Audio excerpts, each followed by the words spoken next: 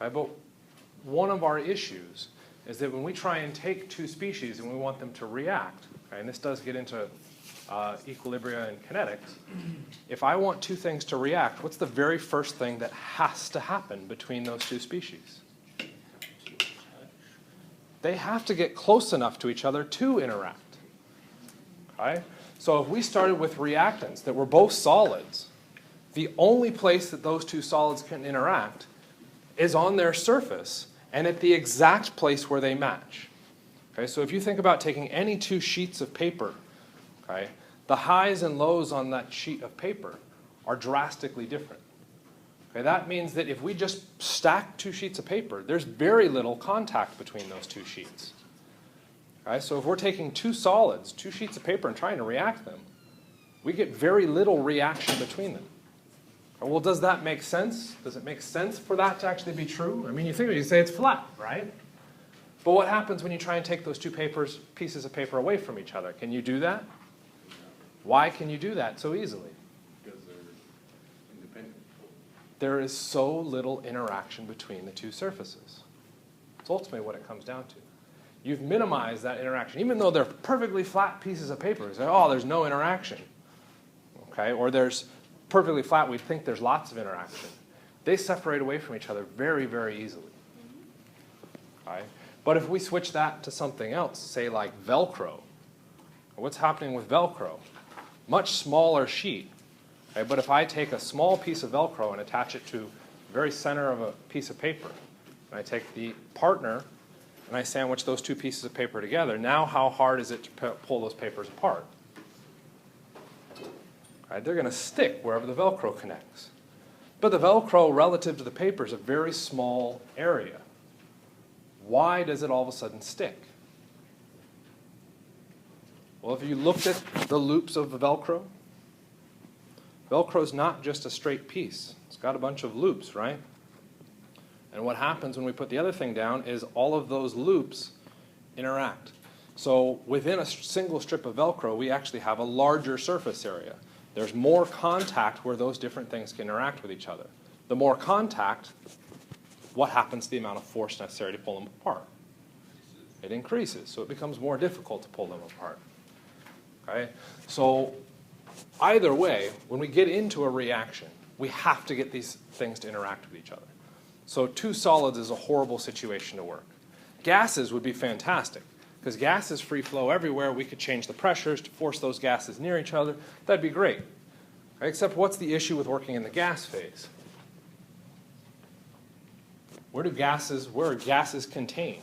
Can I take a beaker, set the beaker down, and pour my gas of reagent 1 in, gas of reagent 2 in, and hope it works? Okay? It's not going to be particularly easy, because those gases are going to fill whatever volume is trying to hold them. Right? And if we look at the beaker's actually open. So the gas will fill the room. Right? Well, if we think back to all the chemicals you've worked with, most of them are relatively benign, but some of them are relatively toxic. Can you imagine working with acid and filling our room with acid, hydrochloric acid as a gas? That could be a bit dangerous. So we can't work with solids. We can't work with gases. So we could try liquids. But think back to our liquids. What are the melting points for most of the compounds you've worked with this semester? Really high. Really, really high. So while the liquid would work well if we could try and mix these things, we have to get the temperature so high. So odds are, to get the temperature that high, what's more than likely going to happen to all of you new students that haven't worked with these things? You're going to get burned. Okay, well, this sucks. As far as chemistry goes, you can't use solids, you can't use liquids, and you can't use gases. We just removed all of our possible phases, except one. What's that last really important phase? Aqueous. Okay, what did aqueous mean? Mixed with water. So what we're doing is taking aluminum tribromide, and we're adding water to it. Okay, what happens is that'll take the solid compound of aluminum tribromide and disperse it through the liquid. Okay, so it's not interacting with other aluminum tribromides. So what we've done is taken our compound and now put it into another environment that now makes that compound effectively a gas. And gas was our ideal phase to work with. We didn't have to worry about any temperatures. Okay? We could have everything nice and free-flowing. We could get things to interact by changing pressures. We could change concentrations. Okay?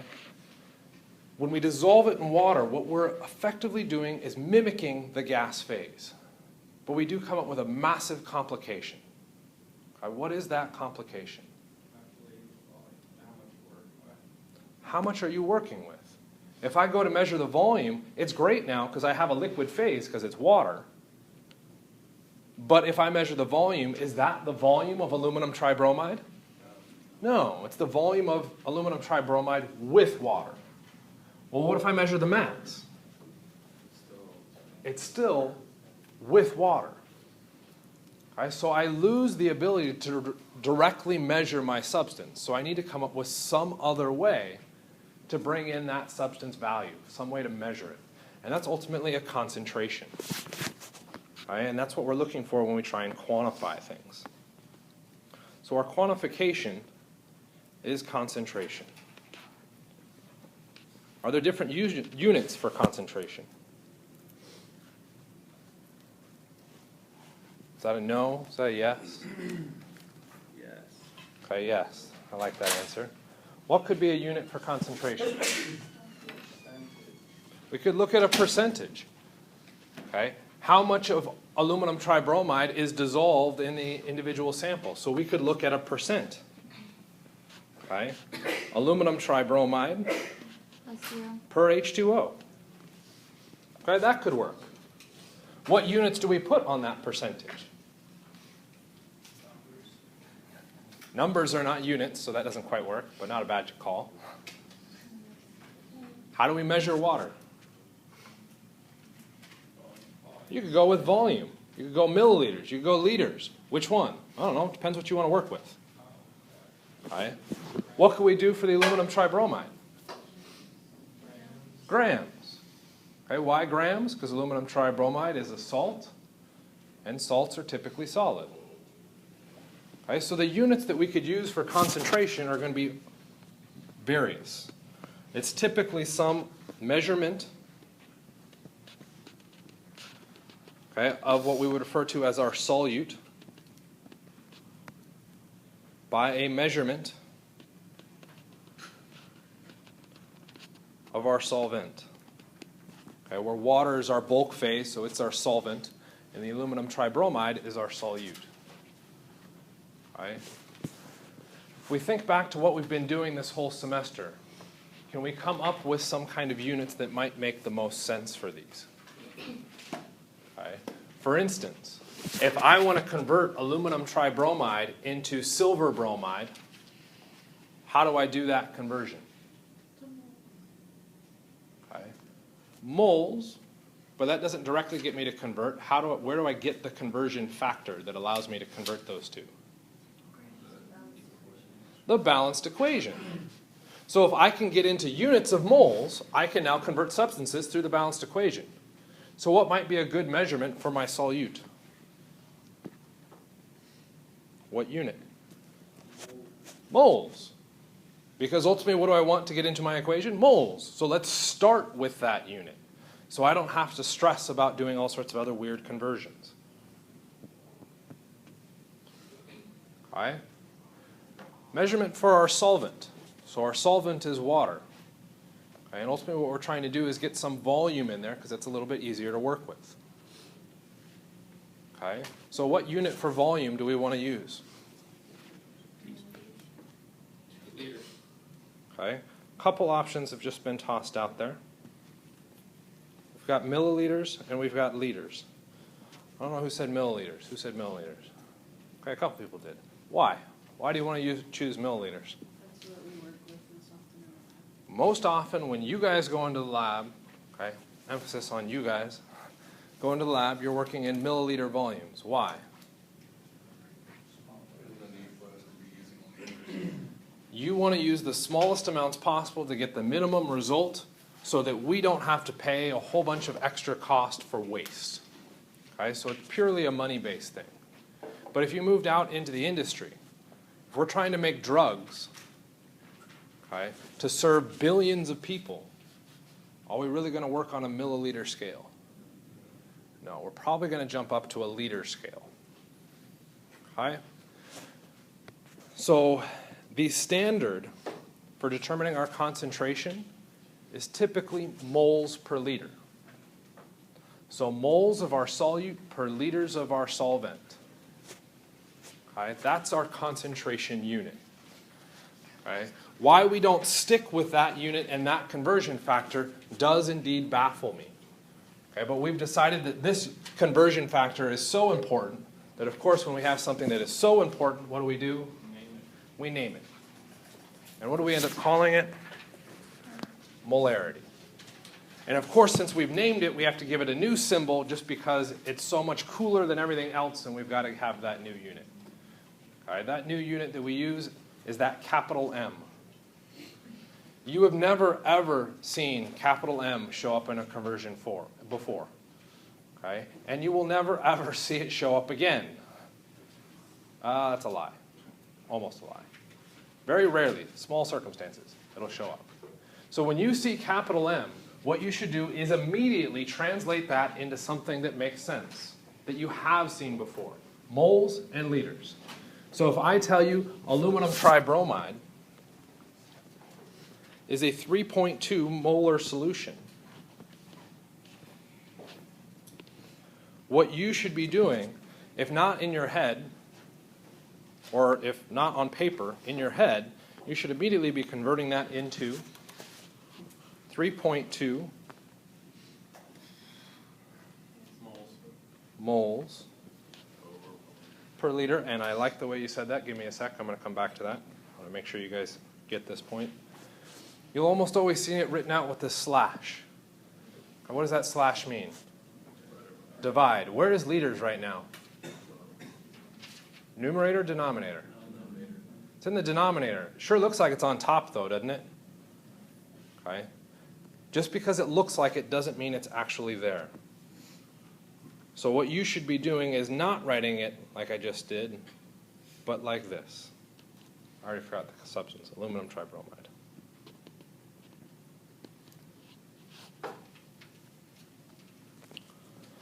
And the next thing that you'll note is that I did not write just 3.2 moles over 1 liter, because that is meaningless. 3.2 moles over 1 liter can be anything. That's not relevant to the question. What is relevant to the question is it's 3.2 moles of aluminum tribromide per 1 liter of the solution. Use the complete unit. If you're attempting to do any conversion, you need the complete unit. Okay? Sometimes you're good at keeping track of it in your head. On the test, I'd prefer that you don't have sometimes. Okay? I prefer it to be all the time. So write the unit out. You're no longer stuck inside your head. Okay? Anybody know why we have psychologists? Because your brain is a very scary place to be. When you're taking a test, you don't want to be someplace scary. Okay? Get it onto the paper. On the paper, you can evaluate it. You can see it a little bit easier. And I'm not trying to be insulting and make you all think that you're scary people. No, everybody's brain is a scary place to be. Okay? That's why we can't read people's minds, because that would be horrible. Okay? We want it on paper, because on paper we can interpret it, we can evaluate it. So get those units written down on paper. You should be able to do a lot better when it comes to the test and doing your calculations. Okay? So how do we work with this? What is the molarity of a solution containing 24.0 grams of sodium hydroxide in 0.100 liters of solution? Okay? So let's work through this one together. Molarity means I want as a target moles per liter. Okay? In particular, I want moles of what? Sodium hydroxide per liters of my solution. So that's what I'm trying to find. Now that I've got that information, I can start to set up my conversion. This needs to equal moles of NaOH over liters of solution. Okay, so I'm trying to find an amount of NaOH, and I want to divide that by the volume of the solution. do I have an amount of NaOH? I have 24.0 grams. Do I have a volume of solution? 0.100 liters of my solution. Right away, all I'm trying to do is just drop those units where I need them to be. I need an amount over a volume. Grams is an amount. Moles is an amount. If I do this calculation, do I have my answer? No, I come up short. What's the issue with my units? Grams is not moles. So what do I have to do? I need to somehow get my grams of NaOH converted into moles of NaOH. How do I do that? We can shift to our periodic table, find out sodium 23 is our sodium. Where am I? Oxygen is our 16. Hydrogen is 1. I add that all up and I get 40. 39. 40. Oh, yeah, that one's in the odd-looking place. Grams per mole. What number should show up in front of the grams? 40. What number shows up in front of moles? 1. Okay. Now when we go through and track our units, what happens to our units? What do we have as our final answer? Moles of NaOH. Is that it? Okay, shaking your head no, I agree, that's a good first step. That is not it. It's moles of NaOH over liters of our solution. What were we trying to get to? Molarity, which was moles over liters. There we go. Punch that into our calculator, we now have our answer. Really? Came out that even? It's 6? 0.6. Oh, that's pretty fancy. What was the answer? 6? Holy crap. It's like I planned it. And I planned it such a long time ago. It's even weirder. So is that our answer?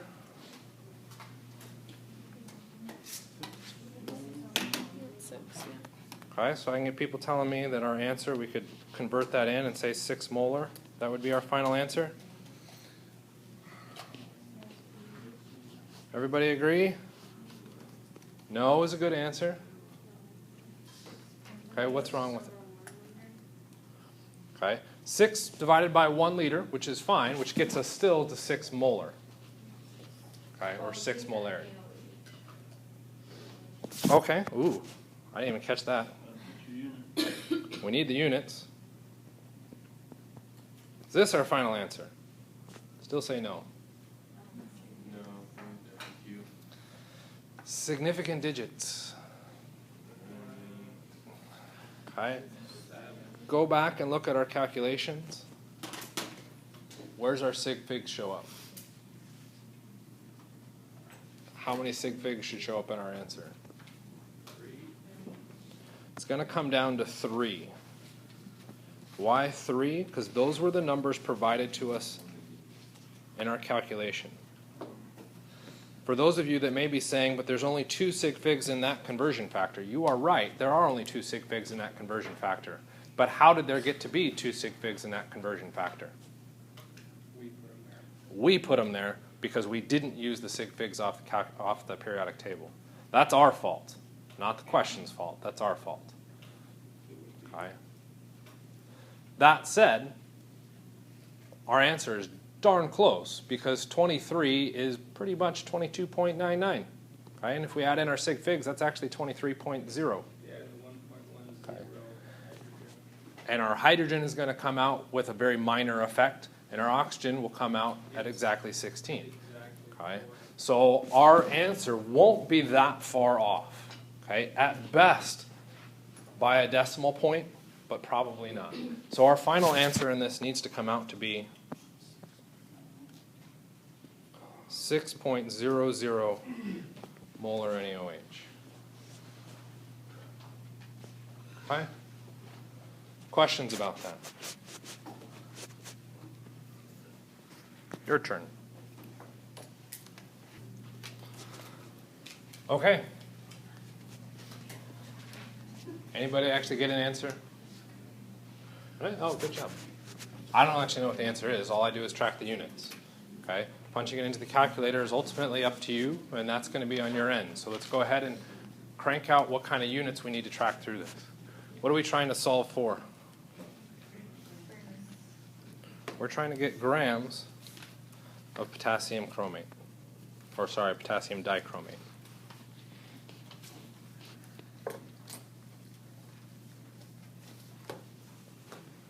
Okay, what information are we given? Okay, got a couple things. We've got a volume of 125.0 milliliters, and we have a concentration that is 0.150 moles per liter of, I've definitely run out of space now, our potassium dichromate. All right. What is grams? A mass, ultimately also known as an amount. Okay? So when I deal with the left side of the equation, what unit needs to show up in the top? My amount or my volume? My amount needs to show up in the top. All right? So if we take a look at our concentration first, why would I look at the concentration first? I've got an amount per a volume. So my amount is already up in the numerator. So if we start with that, we're going to try and work our way through. So we've got 0.150 moles of our potassium dichromate per 1 liter of our solution. Okay. Is that number our answer? No. Units definitely don't match. Do any of the units match?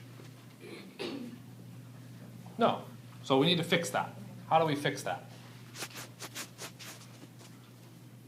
What unit do you want to fix first? Okay, I heard liters first, so we'll start with liters. Does it matter? No. Completely irrelevant which one you start with. Okay? So we're going to have to do something in this next little box to set us up where that liters unit cancels. Liters was a measurement of what? Volume. So if I want my volume unit to completely cancel out, what needs to happen in my next calculation? I need to multiply by a volume. Do I have a volume? Yeah, what's that volume? 125.0 milliliters of my solution. What is that divided by? 1. No units, just 1. Because if we put in unit, guess what happens? Is it 125 milliliters anymore?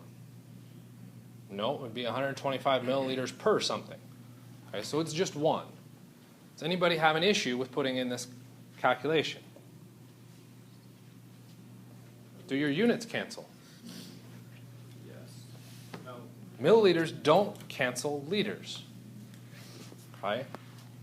Can I do a conversion that allows those units to cancel? Yes. I want milliliters on bottom and I want liters on top. Why? Trying to get rid of those units. What is the conversion between milliliters and liters? Everybody keeps doing that one, so we'll stick with it. 10 to the negative 3, thank you, that makes me feel better. 10 to the negative 3 liters is 1 milliliter. Yes. All right. 1 liter is 1,000 milliliters. Don't get me wrong, but that's not the way we've been talking about it. I'm trying to keep consistent. If we look at our units, what happens? Milliliters cancel. Liters cancel. Cool. We're now left with just an amount, moles. What's the problem? Is our mole amount the same as our gram amount? No. So what do we need to do? We need another conversion factor. In that conversion factor, what unit needs to be on top? Grams of my potassium dichromate. What unit needs to be on the bottom? Moles of my potassium. I already forgot the formula. Cr2O7. Close enough. Okay. What is the conversion between grams and moles?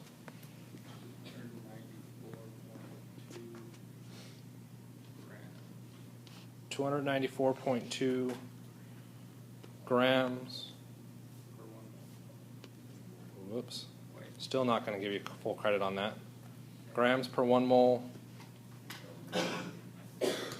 That conversion is still invalid. What's wrong with that conversion? Yes.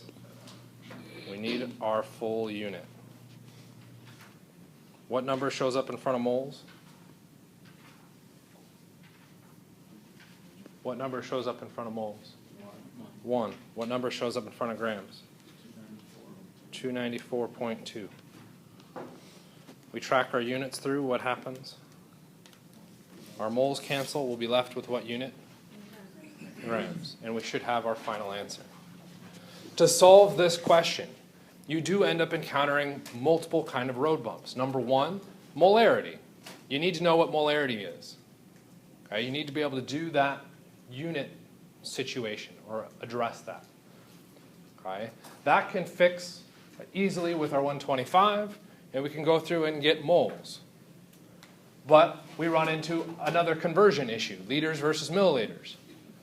So you have to know that conversion to do that. Our last roadblock, the 294.2, you have to be able to figure out the molecular weight for our potassium dichromate. To figure that out, where'd you go? Periodic table. Okay? So everything we've been talking about builds. In one question, you have to know 4 or 5 different subjects or different areas, and you have to be able to do each of those steps. If you miss any one of those steps, what happens to your answer? You get it wrong in its entirety. Okay, so you have to be careful when you go through and approach these and be diligent in each of those conversions. Does it matter the order in which we do these conversions? No. No. It's all multiplication and division. All of those are communicative. Okay? Yes? So they come up with the scientific notation just to get rid of division. But there is no division. Everything's over 1. Ish. Everything's not over 1. I would argue only one of those numbers is over 1. 1. This is the only number that's over 1. Everything else is not over 1. It's over 1 liter, over 1 milliliter, over 1 mole. Okay, so there is no scientific notation necessarily through this. It just so happens that when we did this calculation, this is how we set it up. So Okay? in real world, you might have Real world, you might have numbers down there. And remember, you could have done your 1,000 underneath there. Right? Depending on what unit we were going for, if we wanted moles, this unit would have been swapped, and we would have been doing division. Got it. Okay? Can you get it? Questions on molarity? Remember that percent yield question a long time ago that took like 30 minutes to go through and solve? Guess how we can add an extra layer of difficulty to that? The units you start with are volume and molarity. You go through the exact same problem, except you now have another layer of conversions on top of it. Okay? So what we're trying to cover is all the possible conversion factors that you could go through and use. It's then your responsibility to string them all together, okay, in up to 6 or 7 different conversion steps. Okay? Questions? Okay. So now we'll get into another one of my favorite subjects, just because molarity is kind of boring. I already saw how excited you guys were about intermolecular forces, so we'll see if I can't make this one a little more exciting. Acids and bases. What's going on with our acids and bases? What's the name of that first compound?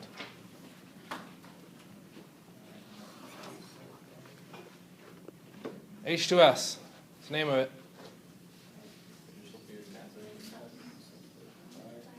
Dihydrogen sulfide. How do you know that?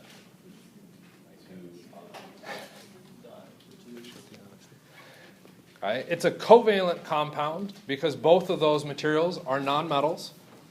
So we'll name each of the species. The first species that comes on our list, we don't change its name. So there's hydrogen. Sulfur coming second in our list, we changed the "ide" ending. D as in dog, E. So if you see that D in there, you're looking for an element by itself, right? Not a complex ion. Because it's a covalent compound, we have to specify how many hydrogens are present. That's where we drop in the di. So we get dihydrogen sulfide. Next one.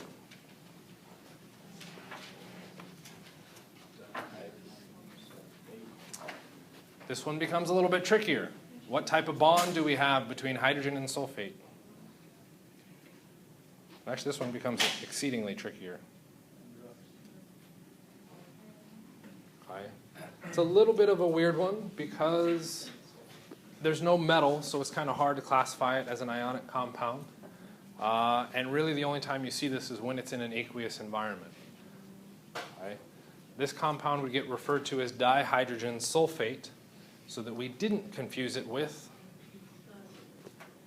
hydrogen sulfate, which is just the hydrogen HSO4. So we'd have to say the di in this case. What happens with that last one? It's aqueous, which is a big tip-off that we are looking at, an acid, okay, which is also a solution. So we have to name it as an acid, and this one gets called sulfuric acid. How do we know it's an acid? Well, the aqueous helped out. But there are some species that are aqueous. For instance, if I add sodium chloride to water, that's aqueous. I also have the hydrogen in front. Okay. Why do we name our acids especially differently than we name any other compound? When we think about reactivity, or you came into this class beforehand and you heard something was an acid, was that something you just poured all over yourself and said, yeah, hey, cool, it's just acid? No. We have a fear of chemistry. We have a fear of acids because acids are dangerous. So we've been taught since day one, okay, or maybe day 5 or 6. Okay? Acids are dangerous. We want to come up with some way when we name them that we know very clearly that they are different. And that has something to do with their reactivity. Okay? Well, what made this an acid? We said aqueous, but that's not the only thing. What's the other part? Hydrogen. So guess what one of our primary rules are behind our acids? They have to have hydrogen. Okay? They're going to kick out a hydrogen in the process of doing some kind of reaction. That hydrogen is what then goes off and reacts and does the dangerous stuff. Okay? How do we know it's the hydrogen? Okay, well, let's take a look at a couple examples. If we take sodium chloride and I add it to water, it's aqueous. We talked about this in lab. What happens to a species that's aqueous? It dissolves and ionizes into sodium ion and chloride ion. Okay, let's take a new species that's aqueous. HCl. Anybody know what HCl is? Hydrochloric acid. Is that a particularly nice acid? No, that's a particularly dangerous acid. We don't want to mess with that. Right? What happens when that dissociates into ions? H plus aqueous and Cl minus aqueous. So if we're thinking about our acids, what makes an acid dangerous? Certainly not that it's aqueous. Should it be the sulfate in the case of our sulfuric acid, or the chloride in the case of HCl? Okay. There's a reason I gave you the other example, sodium chloride. Okay. Unfortunately, chemistry tends to induce a lot of exposure to sodium chloride. That induction usually comes after exams. particularly the aqueous sodium chloride? Tend to cry fairly frequently after exams. Go, oh, how horrible that exam was. When you cry, you're releasing a bunch of sodium chloride. If chloride was the dangerous species in HCl, we'd have some problems. Okay? We'd probably stop crying pretty swiftly, or start crying even more. Okay? The reactive species, when we're looking at our acids, is not our anion. It's the cation. It's the H+. Okay? So that's our reactive ion. Okay? So there are some observational things that get associated with these. Okay? And this was one of our primary reasons when it came to identifying these as separate names, is that they were dangerous. They did tend to burn people, and that was not a pleasant feeling. There are some other characteristics that really early chemists felt that was necessary to do. For instance, tasting. We never taste chemicals anymore, but if we did, and we tasted an acid, it tastes sour. Okay? Don't taste your strong acids. It's a bad idea. But have you tasted acids before? Not the hallucinogenic ones. Lemon juice, orange juice, all of those are due to citric acid or other acids. Okay? Those acids are sour tasting. What's this slippery feeling? It's actually a base. Soap is a base. Okay? So we came up with some physical observations that we could tie to these. Okay? I didn't pick very good examples in this organization here. We got bases or slippery feeling. What do bases taste like? They're a bitter flavor. My wife's favorite flavor. That's a joke. She hates bitter. If she ever says she doesn't like something, oh, it must be bitter. This toast tastes horrible. Oh, it's bitter. What do acids feel? What do they feel like? They burn, yes. They're typically the opposite of our bases. They tend to be a little sticky. There's a sticky feel. So we've now got both of our comparisons along this. So you have to be walking around one day and go slip on ice. Oh, it's because it's basic ice. Joke. Joke. Ice is just slippery because there's very little friction. Right? That has nothing to do with it being a base. Delayed effect. So we can take two species and we can react them with each other. We can take acetic acid and we can take sodium hydroxide. Okay? Those two react and produce water and a salt compound. That salt compound just happens to be a metal and a nonmetal, which is typically a complex ion, but sometimes you'll see it as just simple ions. Okay? What type of reaction is this? Neutralization, because we neutralize the acid. We have all this focus on acids being dangerous. So we've neutralized the acid. Hey, it's a neutralization. What else is it? It's also a double replacement. By identifying those kind of comparisons, we can now start to predict products. I didn't have to tell you it was H2O and sodium acetate as the product. You should have been able to predict those. Okay? So now the next part is figuring out how can we classify it. So when I give you a structure, how do you know it's an acid? You need a hydrogen, but if I had rewritten acetic acid like this, do you know that's an acid? No, you've lost an understanding there. And that's because in this class, when we talk about acids, we mark it for you. We put it out front and say, hey, it's screaming, it's yelling at you, it's an acid. How do we mark it so that you know it's an acid? Aqueous and, more importantly, the hydrogen must be in front. Okay? So we've simplified things for chem130. If you think you have an acid, a hydrogen better be in front of your structure. Okay? It'll also be followed by the aqueous, which I left off here, and further into chemistry you'll understand why. Okay, so our acids. We're looking for H+, okay, and aqueous, which, just to be obnoxious, I'll go ahead and add it in now. What do our acids react with? Bases. So they're kind of a complementary pairing. What about sodium hydroxide makes it a base?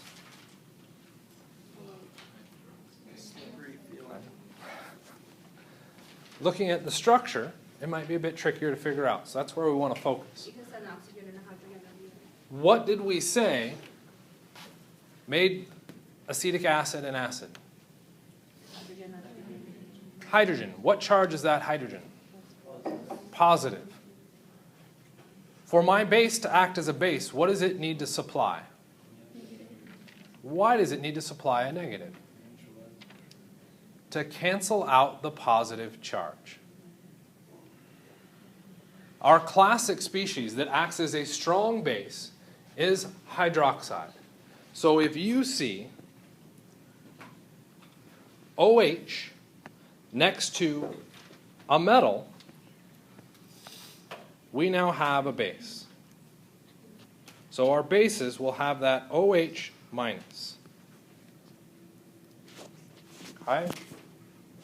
Does it need to be next to a metal?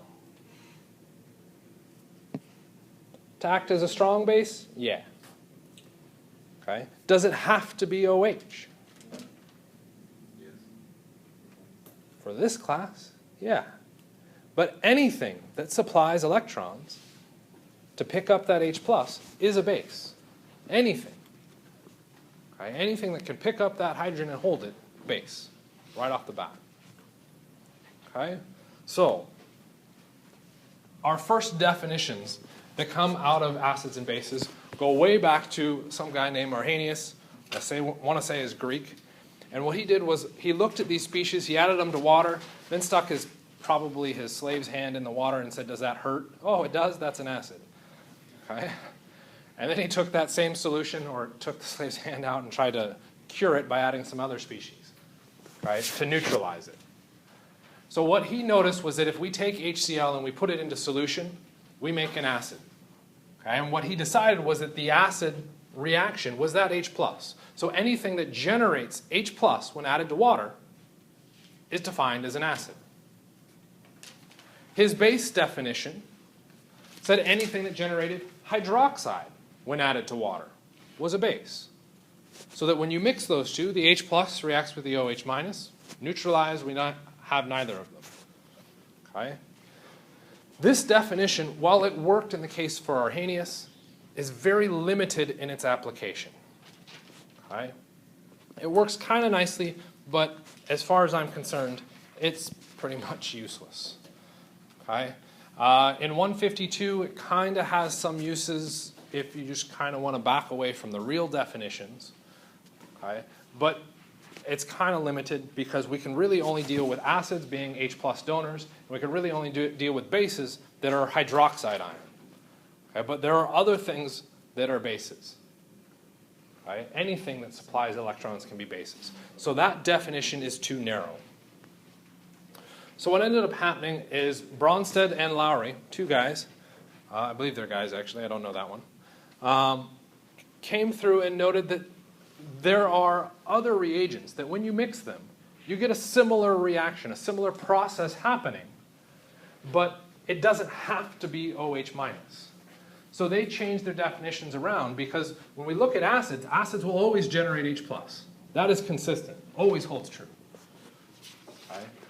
But our bases are not always hydroxide donors. So we switched around and said, okay, if hydrogen is always present in these reactions, then I'm going to define my acid as a hydrogen ion donor. Because what happened when I added my HCl to water? Well, it gave up a hydrogen to water. It gave up H+. So there's my acid. That makes sense. But what happens on the base side? Well, the base side gets a little bit trickier. Remember, Arrhenius just said it has to have hydroxide. But not all bases have hydroxide. Where does the H+ go in the case of an acid? It has to go someplace. Where's that someplace it goes? To the base. So instead of looking at a base as a hydroxide ion donor, I said it's just anything that is willing to take that H+ from the acid. So it becomes a hydrogen ion acceptor. What do we mean? We'll take a look back at our reaction. what happened to the sodium hydroxide in the course of this reaction? Where is the sodium hydroxide in our product? In particular, the reactive species of it are hydroxide.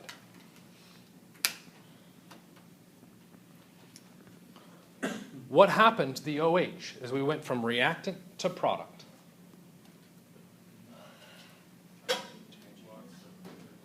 Turned into water. How does it turn into water? By accepting a hydrogen. So it's the exact same definition, or the exact same application of the definition, but this one is now a broader definition that can apply to a lot more bases. So what we end up doing is looking at our reaction and deciding where's our reactive species, which one's exchanging, and what happens to it in the course of the reaction. Okay? We can bring in this other concept of conjugate acids and bases.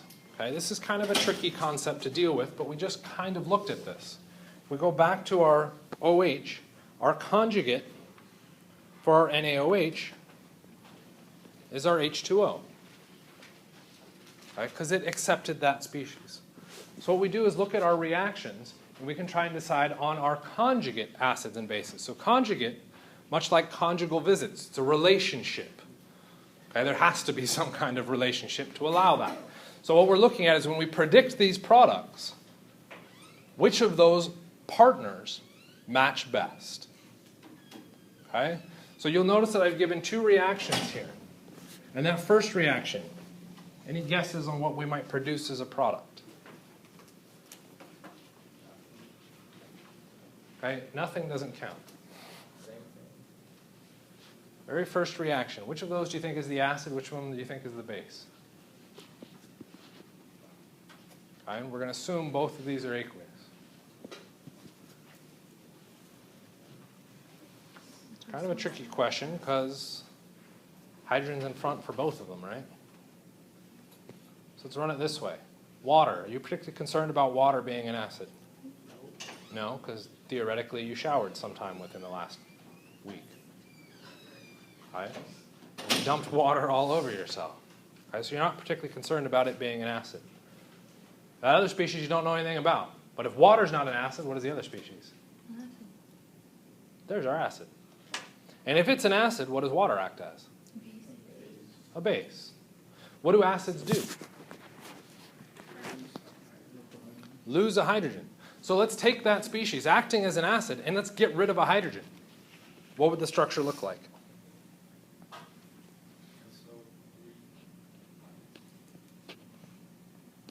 SO3, and then what should the charge be? I heard a minus and I heard a -2. Why'd you say -2? The hydrogen was positively charged. We lost a positive, so it must become an extra negative. SO3 -2. What happened with our base? Had to gain a hydrogen, so we'd end up with, oh, I already added it. There we go. We get H3O+, because we've added an extra hydrogen to it, and you'll notice it has become positively charged. If we now look across those arrows, those are our conjugate partners. H2O's conjugate partner is H3O+. Okay.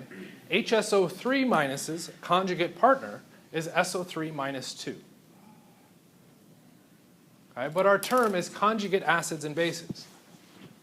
So if we now look at our products and we try and do the opposite reaction, so I go from SO3 -2 and I go to trying to be HSO3-. What does SO3 -2 have to do? It has to gain a hydrogen or add a hydrogen, which means what does SO3 -2 act as? A base. SO3 -2 is the conjugate base of HSO3-. Okay? Oh man, gotta go through all that one too to get them. So we've got our conjugate base and our conjugate acid. Because what does H3O+ have to do to look like water? It has to lose a hydrogen. or donate a hydrogen to something else. What definition does that match?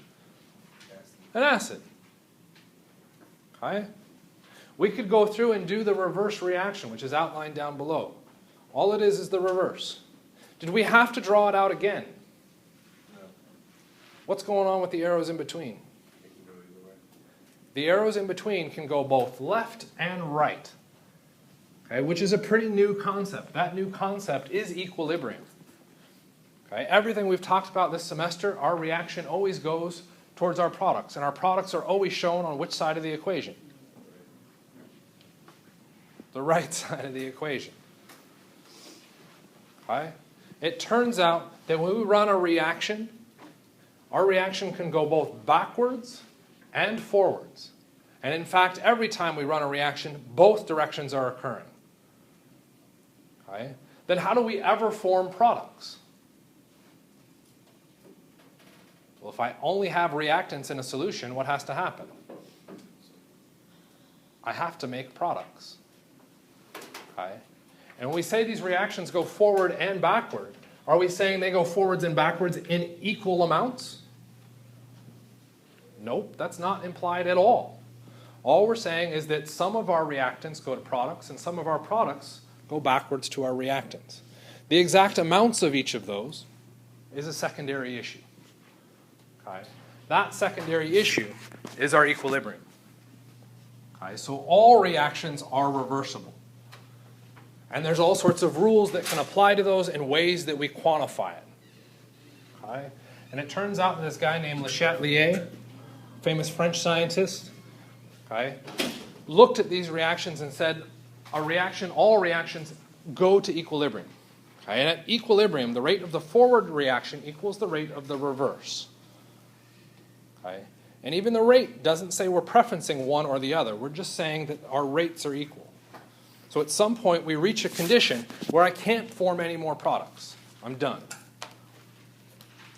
Okay? Once our reaction has achieved that state, it will do whatever it has to do to stay at that state. So the balance of reactants and products must be the same. Okay? Must be constant. So what happens if once we've achieved that balance, I go in and mess with the reaction? Let's say I remove some products. What's the reaction going to do? It wants to re-achieve that equal state. So it's now going to have to produce more products to rebalance out. Okay? There are a variety of ways that we can do that. We can mess with the reactants. We can mess with the products. We can mess with temperature. How does temperature factor in? Well, acid-base reactions involve heat. How do we measure heat? With temperature. So if I remove heat from the reaction, if heat's now a product, if I remove heat, I'm saying I'm removing a product. What's my reaction do? Try and rebalance out by making more of that product. Okay, so it's a balancing act between these. Okay, how can we look at this balancing act? There's a couple kind of famous comparisons between these. We'll start with the two divided chambers first, and then we'll look at the seesaw effect. So if I've got two divided chambers, okay, this is a balance of my reactants and my products. So my reactants are typically on what side of the equation? Left. And my products are on the right side. Okay? So when we start our reaction, we typically don't add any products in. So we'll close off that barrier. So there's no way to get between these. And then what do? I mix a bunch of reactants. So I'm going to fill my reactant side with a bunch of liquid. Okay? Now what's going to happen? Now I'm going to say, 1, 2, 3, reaction go. In the process of the reaction go, we remove the barrier. What happens to the liquid? The liquid starts to drop on this side and rise on the other. Until what happens? Until the level of liquid is equal all the way across. That is our equilibrium. We have now reached the equilibrium point. Okay? And what Le Chatelier went through and said is now if we mess with equilibrium, now that we're here, let's mess with it, see what it does. So what he went through and did is said, okay, pause, drop in the bar. Don't do anything. Now he said, I'm going to get rid of some products. So now the liquid level is down here. And now he says, 1, 2, 3, reaction go. What happens? It's going to reach equilibrium again. And by doing so, our product's concentration has to go up, and our reactants have to go down to re-achieve that equilibrium. Okay? Were there other things that we could have done? Do we have to mess with the products? Okay? Or do I have to remove products? What if I added products? Pause that reaction, I now add a whole bunch of products in there. What happens when I now say 1, 2, 3, reaction go? It'll go towards the reactants. Now the product level drops and the reactant level rises. Okay? So it's a balance between those reactants and products. While this example is kind of neat to see that balance, we can kind of envision it a little bit better. We don't get an understanding because we almost always achieve the same position, where our reactant concentration is the same as our product concentration. This is where our seesaw can come in. Let's take the seesaw example. Again, we have reactants and we have products. And I'm going to take my equilibrium and drop it right in the middle. If I now put my reactant box on there and my product box on there, well, actually, let's just say I put my reactant box on. What happens? Have I reached equilibrium? No, I don't have this balance between those sides. So what has to happen? What does the reaction do? It starts to take these reactants and turn them into products. Okay? So our reaction comes along and says, okay, well, I'm going to take that top part, I'm going to put it over here, and now I've got products. Okay? And it's going to put exactly enough to balance out. Okay? Now that we're at that equilibrium, Le Chatelier, being always the ever-present kind of, let's call him a jerk, why not, messing with reactions, comes through and takes a big old chunk out of the products. What does the reaction now do? It has to re-achieve balance. To do that, what does it have to do? It's going to have to take a chunk of the reactant and feed that over to the product until it's re-established equilibrium. Okay? We run into the same issue we ran into with our liquids. We have to be equally balanced, same concentration of reactants and products. Remember the fulcrum, though? The fulcrum is our equilibrium. It's a way of measuring how much product we make, how much reactant we make. So if we want to run a reaction, okay, let's run it this way. Do we want a lot of product formed when we mix our reactants, or do we want a very small amount? And when you try and make something, what are you going to try and make?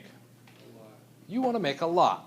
So if I'm going to mix two things, I want to make a lot of my product. If I make a very small amount, that was a pretty horrible reaction to go through and do. Okay? So based on this information, where should I put that fulcrum such that at equilibrium, I've got a lot of product and a very small amount of reactant? Where should my equilibrium fulcrum be?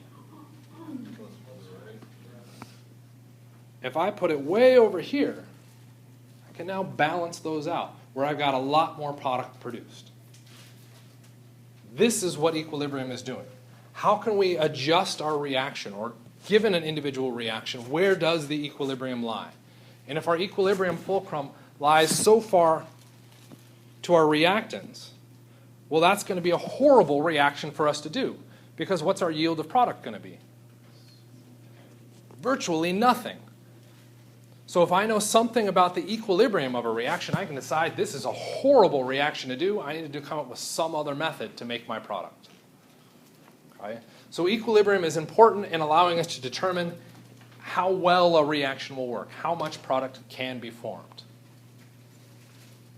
Okay? Kind of a difficult concept, but that's kind of what's going on through it. So we've got some understanding with that. So let's hop, skip, and a jump back to our acids and bases. We've got an issue with strong acids versus weak acids. Okay? Are we particularly concerned about our weak acids? Anybody had salad within the last month? No hands? How about a year? Lifetime? Lifetime. Okay. On that salad, did you have any dressing? Yeah. What was in that dressing?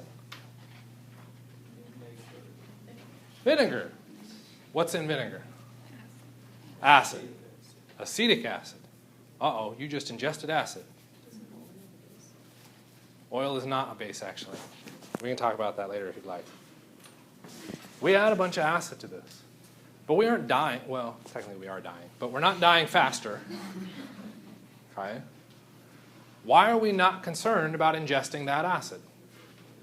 The bodies are used to it. It's a weak acid, not a strong acid. So we really put our emphasis when we think about acids and bases is, as far as safety goes, we're really concerned about the strong acids. The weak acids can be dangerous. They can eat through your teeth, give you horrible teeth, that kind of fun thing. So we may try and do some adjusting from there. Okay? But for the most part, we're really only concerned about strong acids. Well, we've got a couple definitions. Strong acids completely ionize. That means when we hit them into water, we immediately get H plus and Cl minus. Whereas if we have a weak acid, they don't completely dissociate. So what does that mean? Well, let's take a look at a couple reactions. HCl, when it hits water, completely turns into H plus Cl minus. Let's take a nice weak acid like acetic acid. I'm leaving off the aqueous because I don't want to write it. H plus C2H3O2 minus. You look at those reactions and we would say, well, they both generate H plus. Both of those are acids. Both of those have to be dangerous. What's different about what I've written up there? How do you know it's equilibrium? I have an arrow going both directions. That arrow means this reaction goes in reverse. In the case of HCl, can it ever go in reverse? No. Which means when I look at HCl, HCl is going to be defined as a strong acid because as soon as it hits water, boom, we've got separate ions. Acetic acid is a weak acid because when it hits water, it turns into ions, but then it comes back. Okay? And we see a balance between those two. Your weak acids don't form as much of the product. So if we were going to look at our equilibriums, the equilibrium for a strong acid is massive because we get a lot of products. The equilibrium for a weak acid is very small, okay? Because we don't get a lot of products. So how do we know what's a strong acid and what's a weak acid? Okay, we could look at all the numbers, equilibrium, and all that fun stuff, but how much more stuff do you really want to have to memorize? Okay, so we'll make you memorize a little bit more, but not that much, relatively. Our strong acids are set to I've written 6. Let's call them 6. Okay? If we have any one of these acids, they are strong acids. What if you have something else? It's a weak acid. You don't need to know any numbers. You just look. Is it one of these? I keep wanting to say 7. Is it one of these 6 strong acids? No? Weak acid. Done. No other work. As far as our bases, okay, our bases are pretty much, our strong bases at least, are going to be anything with hydroxide, okay, with some exceptions. Those exceptions are that it has to completely dissociate into ions, just like our strong acids did. The ones that will completely dissociate into ions, well, anything in group 1. Why group 1? Go to your solubility rules. Anything in group 1 is always soluble in water, completely dissociates into the ions. Okay? And then we can also look at group 2 with hydroxide. That's where some exceptions pop up. Don't stress too much about those because you won't have to worry about them. Okay? Our weak acids or bases will end up being everything else. Okay? So that's kind of a nice way to compare those.